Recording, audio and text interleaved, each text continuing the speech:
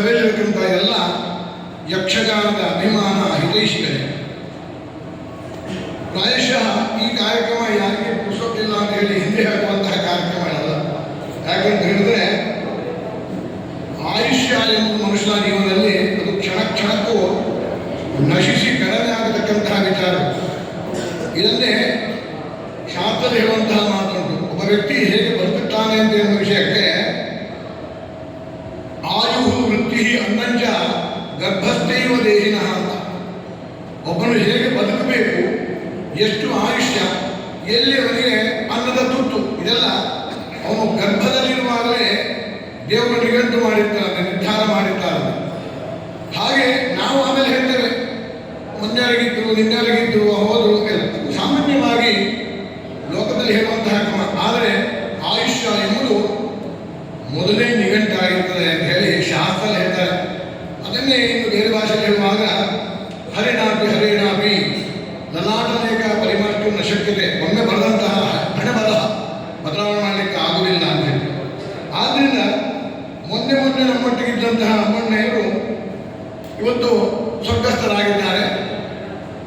ಅವರ ಒಂದು ನುಡಿ ನಮನ ಕಾರ್ಯಕ್ರಮ ಪ್ರಾಯಶಃ ಒಂದು 10-20-30 ವರ್ಷಗಳ ಹಿಂದೆ ಇದೇ ನಮ್ಮ ಚೆನ್ನಿನಗರದಲ್ಲಿ ನಮ್ಮ ಈ ಯಕ್ಷಕೂಟಗಳಿಂದ ಅವರಿಗೆ ಸನ್ಮಾನ ಮಾಡಿದೆ. ಆ ಕಾರ್ಯಕ್ರಮದಲ್ಲೂ ನಾನಿದ್ದೆ.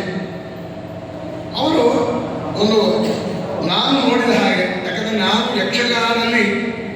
ಯಕ್ಷಗಾನ ಪ್ರತಿಯೊಂದು ಕಾರ್ಯಕ್ರಮವನ್ನು ಅವಕಾಶದಿಂದ ನೋಡ್ತೇನೆ ಅಷ್ಟೇ.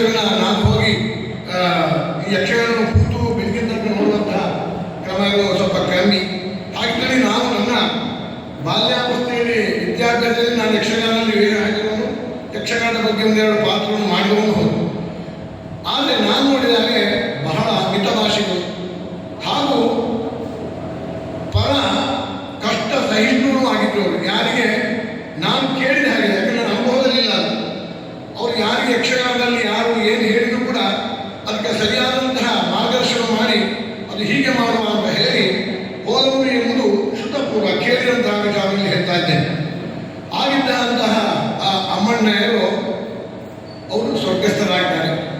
ಈ ಗರುಡ ಪುರಾಣದಲ್ಲಿ ಹೇಳುವ ಹಾಗೆ ಮನುಷ್ಯನಿಗೆ ಕೊನೆ ಕಾಲಕ್ಕೆ ಯಾವ ಒಂದು ಕಾಯಿಲೆ ಆವರಿಸ್ತದೆ, ಆ ಕಾಯಿಲೆಯಿಂದ ತೊಂದರೆಗಳಾಗ್ತದೆ ಅಂತ ಹೇಳೋದು. ಅದಕ್ಕೆ ಅಮ್ಮಣ್ಣೆಯರು ಹೊರತಾಗಿಲ್ಲ.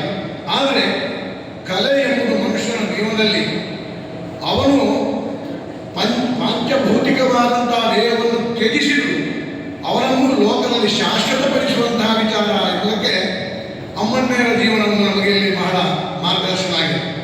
ಯಾಕಂದರೆ ಆ ಕಾಲಕ್ಕೂ ಕೂಡ ಅವರದೇ ಆದಂತಹ ಶೈಲಿಯಲ್ಲಿ ಇಟ್ಟುಕೊಂಡು ಅವರು ಉತ್ತಮವಾದಂತಹ ಒಂದು ಆ ಹಾಡುಗಳಲ್ಲಿ ಸಂಗೀತ ಗೊತ್ತಿಲ್ಲರಿಗೂ ಕೂಡ ಒಂದು ರೀತಿಯಲ್ಲಿ ಭಾವನೆ ಅಥವಾ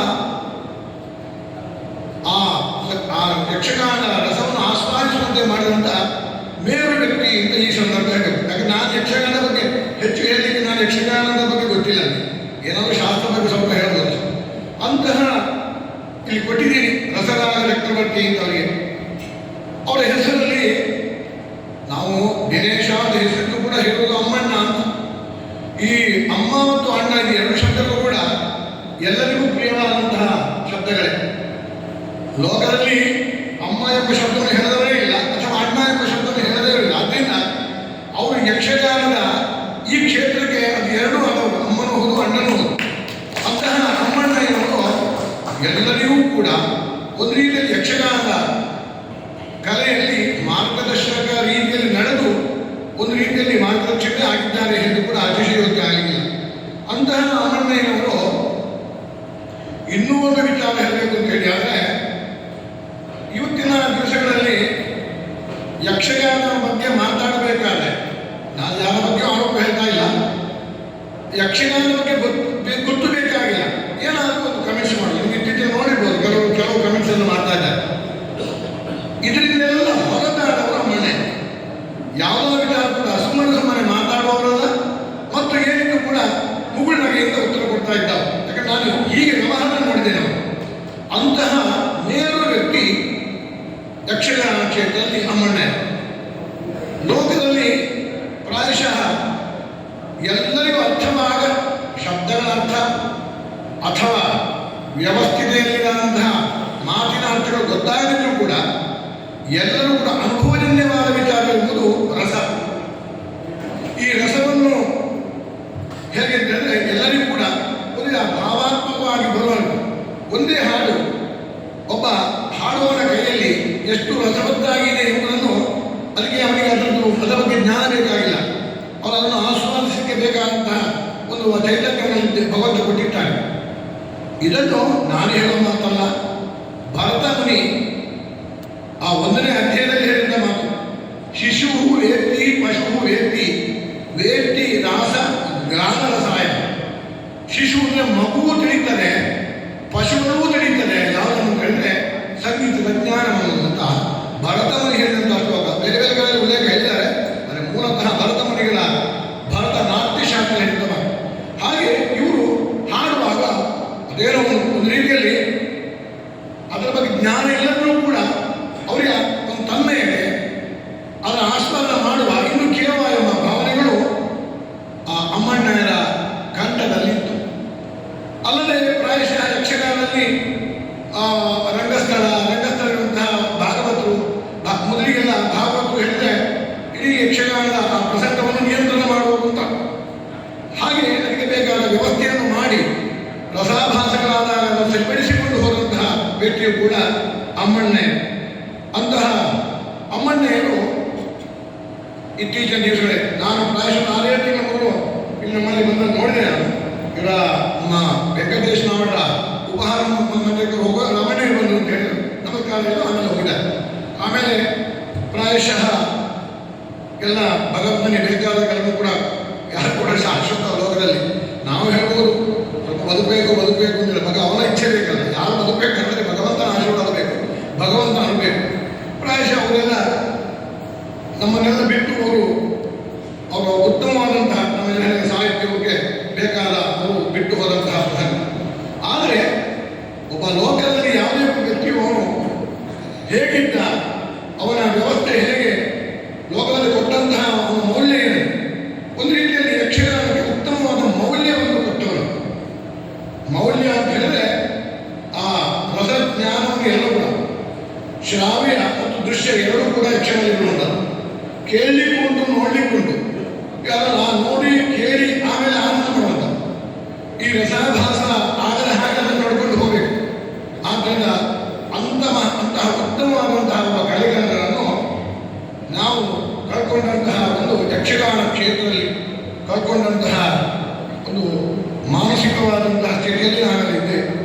ಅಂತಹ ಅಮ್ಮಣ್ಣರು ಕೊಟ್ಟಂತಹ ವಿಶೇಷವಾದಂತಹ ಒಂದು ದೇಣಿಗೆ ಕಾಣಿಕೆ ಅಂತ ನಾವು ಹೇಳ್ತೇವೆ ನಮ್ಮ ಯಕ್ಷಗಾನ. ಅದು ಅದ್ವಿತೀಯವಾದ ವ್ಯಕ್ತಿ ಯಾರಿಗೂ ಇರ್ಬೋದು. ಸಮಾಜವು ಹೇಗಿತ್ತು ಅಂತ ಹೇಳಿದ್ರೆ ಏರುಗಳು ಅಥವಾ ಅವರಿಗೆ ಪ್ರಾಯಶಃ ಪ್ರತಿಯೊಂದು ಕ್ಷೇತ್ರದಲ್ಲಿ ಕೂಡ ಎಡರು ತೊಡರುಗಳು, ಅದರ ತೊಂದರೆಗಳು ಇದು ಇರುವಂಥದ್ದೇ. ಆದರೆ ಅದನ್ನೆಲ್ಲ ವ್ಯಕ್ತಿ ಮೇಲೆ ಬಂದಾಗ ಮನುಷ್ಯ ಅತ್ಯುತ್ತಿ ಆಯಿತು.